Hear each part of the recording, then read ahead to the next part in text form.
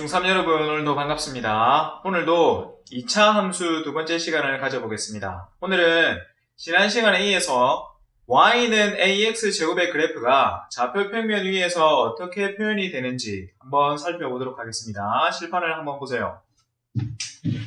자, y는 ax 제곱 플러스 q에 대한 그래프, 그 다음에 y는 a하고 x-p의 제곱에 대한 그래프, 그 다음에 y는 ax-p의 제곱 플러스 q에 대한 그래프, 이렇게 세 가지 그래프를 준비를 했습니다. 자, 그렇다면 맨 처음에 있는 y는 ax 제곱 플러스 q에 대한 그래프부터 한번 살펴보도록 할게요. 자, 지금 선생님이 이렇게 먼저 그려놓은 이 그래프가 우리가 지난 시간에 배웠던 y는 ax 제곱에 대한 그래프라고 합니다. 됐죠? 자, 그렇다면은 y는 ax 제곱 플러스 q에 대한 그래프는 어떻게 되냐면 y는 ax 제곱에 대한 그래프가 y축의 방향으로 q만큼 움직인 그래프가 바로 y는 ax 제곱 플러스 q에 대한 그래프가 됩니다. 자, 그래서 이거를 그래프축에 나타내면, 그래프에 나타내면 이렇게 되는 겁니다. y는 ax 제곱에 대한 그래프가 y축 위로 이렇게 움직이든지 아니면 이렇게 움직이든지. 그러니까 지금 꼭지점의 좌표가 0,0이죠. 이 0,0이 0,q가 되는 겁니다. 0,q. 무슨 말인지 알겠습니까? 그래서 플러스 q만큼 움직이든지 마이너스 q만큼 움직이든지 이렇게 되는 겁니다. 됐죠? 자, 그렇다면 한번 봅시다. 우리가 이 그래프에서 지난 시간에 우리가 축의 방정식은 어떻게 시작된다고 배웠습니까? 2차 함수 축의 방정식. 첫 번째, 축의 방정식은 요 그래프에서 축은 그래프를 그대로 좌우 대칭이 되도록 나누는 이 그래프가 축이라고 했죠. 이게 바로 축이라고 했죠. 그죠? 그래서 반드시 그래프의 꼭지점을 지납니다. 맞습니까? 그래서 이 그래프의 축의 방정식은 x는 0이 되겠죠. 왜냐하면 y축이니까 y축. y축 그래프가, 지금 y축이 이 그래프의 축이잖아요. 그죠? 그래서 x는 0가 바로 축의 방정식이 되는 겁니다. 자, 그 다음 두 번째. 꼭지점의 좌표가 어떻게 되는 겁니까? 꼭지점의 좌표. 이 그래프의 꼭지점의 좌표는 어떻게 되는 거죠? 선생님이 아까 얘기했지만, 원래 0,0이었는데 얘가 q만큼 움직인 거니까 바로 0,q가 바로 꼭지점의 좌표가 되는 겁니다. 맞습니까? 자, 그렇다면은 우리가 지난 시간에 배웠던 y는 ax 제곱에 대한 그래프가 y축 위를 이렇게 움직인다라는 사실을 알 수 있겠죠. 이게 바로 y는 ax 제곱 플러스 q라는 그래프입니다. 자, 됐습니까? 자, 그럼 두 번째 한번 볼까요?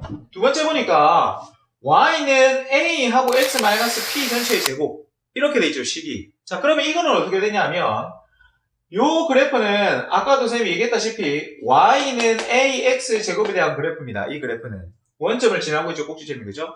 이 그래프가 어떻게 움직이느냐, x축 위를 움직입니다. 얼만큼? p만큼. 그래서 이렇게 되거나 혹은 이렇게 되는 걸 얘기하는 겁니다. 알겠습니까? 그래서 오른쪽으로 움직이면 플러스 p만큼, 왼쪽으로 움직이면 마이너스 p만큼, 이렇게 된다는 것이 바로 y는 a하고 x-p의 제곱에 대한 그래프란 말입니다.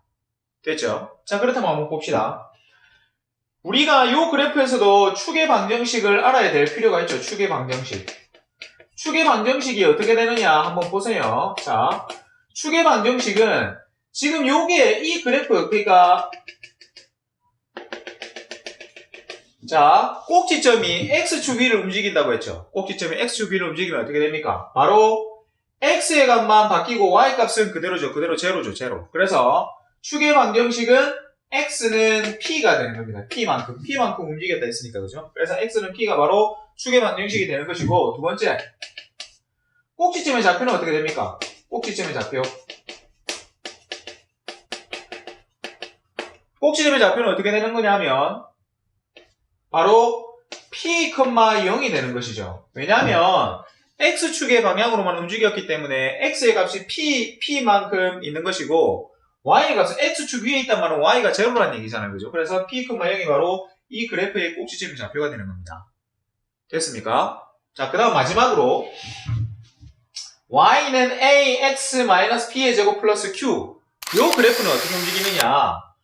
y는 ax 제곱에 대한 그래프가 이제는 꼭지점이 좌표 평면상 어디에 있어도 상관없는 겁니다. 그러니까 이렇게 있을 수도 있고 이렇게 있을 수도 있고 이렇게 되는 겁니다. 무슨 말인지 알겠습니까? 그래서 이게 무슨 말이냐면 한번 보세요.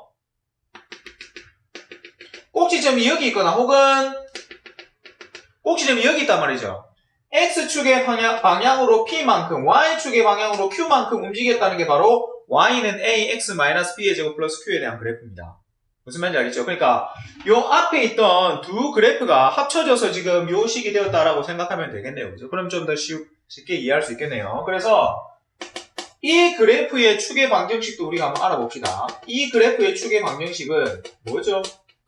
축이 뭔 줄 알고 있죠? 우리 친구도 축이 모르면 이 축의 방정식을 쓸 수가 없습니다. 그죠? 그래서 축의 방정식은 바로 x는 p가 되는 거죠. x는 p. p만큼 움직인 거니까요. 이 축이 x의 값이잖아요. 그죠? 그래서 p만큼 움직인 거니까요. 축의 방정식은 x는 p. 그 다음 두 번째. 꼭지점의 좌표는 어떻게 됩니까? 꼭지점의 좌표. 꼭지점의 좌표는 바로 p, q가 되는 것이죠. p, q. p만큼 움직이고 x축으로 p만큼 y축으로 q만큼 움직인 거니까. 그래서 p, q가 바로 y는 ax-p의 제곱 플러스 q라는 그래프입니다. 알겠습니까? 자, 그렇다면 우리 친구들 요 세 그래프가 어떻게 그려지는지 명확하게 이제 이해가 됐습니까? 자, 그렇다면 우리 친구들의 이해를 돕기 위해서 선생님이 예제 문제를 한번 풀어보겠으니까 우리 친구들 한번 잘 보고 요 세 가지 그래프를 생각하면서 한번 예제 문제 푸는 걸 보도록 하세요. 자, 한번 봅시다.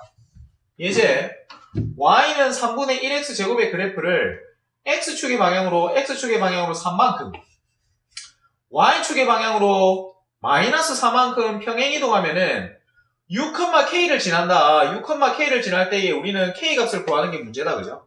맞습니까? 자, 그렇다면 한번 보세요. y는 3분의 1x 제곱에 대한 그래프를 x축으로 3만큼 y축으로 마이너스 3만큼 이동한 식을 어떻게 씁니까? y는 3분의 1하고 x 마이너스 3의 제곱 마이너스 4 이렇게 써야 되죠. 자, 잘 보세요. 선생님이 어떻게 썼는지. y는 3분의 1x 제곱의 그래프를 x축으로 3만큼 y축으로 마이너스 4만큼 평행이동한 그래프의 식은 y는 3분의 1하고 x 마이너스 3의 제곱 마이너스 4 이렇게 식이 세워져야 됩니다. 알겠습니까? 이게 6,k를 지난다고 했습니다. 자, 선생님이 함수 시간 때마다 얘기를 하는데 점의 좌표를 지난다는 표현, 점의 좌표가 어떤 그래프 위에 있다는 표현이 있을 때는 그 점의 좌표를 그래프 식에다 대입시키면 된다고 했죠. 그래서 6,k를 여기다 대입시키면 됩니다. 그러면 x에다가 6을 대입시키고 y에다가 k를 대입시키라는 얘기죠. 그럼 한번 써볼게요. k는 3분의 1 6 마이너스 3의 제곱 마이너스 4. 그럼 보세요. 6 마이너스 3은 3이죠. 3의 제곱은 9고 9의 3분의 1은 얼마입니까? 3이죠. 3 마이너스 4는 얼마란 얘기죠? 바로 따라서 k는 마이너스 1. 이렇게 우리가 값을 구할 수 있다는 얘기입니다. 지금 이 예제 문제가 그래프의 특징, 그 중에서도 점을 지난다는 표현이 있을 때 어떻게 풀어야 되느냐를 알기 위한 그런 예제 문제가 돼서 선생님이 소개를 했습니다. 자, 지금까지 2차 함수 두 번째 시간이었고요. 우리 친구들이 가장 중요하게 생각하는 내용들 오늘 다 했습니다. 그리고 앞으로 2차 함수에 대한 내용들도 물론 중요한 내용이지만 오늘 배운 이 내용을 모른다면 우리가 2차 함수를 이해했다고 할 수가 없죠. 그렇기 때문에 우리 친구들 반드시 이 동영상을 보고 난 이후에 다시 한번 우리 친구들이 정리하는 시간을 가졌으면 좋겠습니다. 선생님은 다음 영상에서 또 만나보도록 하겠습니다. 수고했습니다.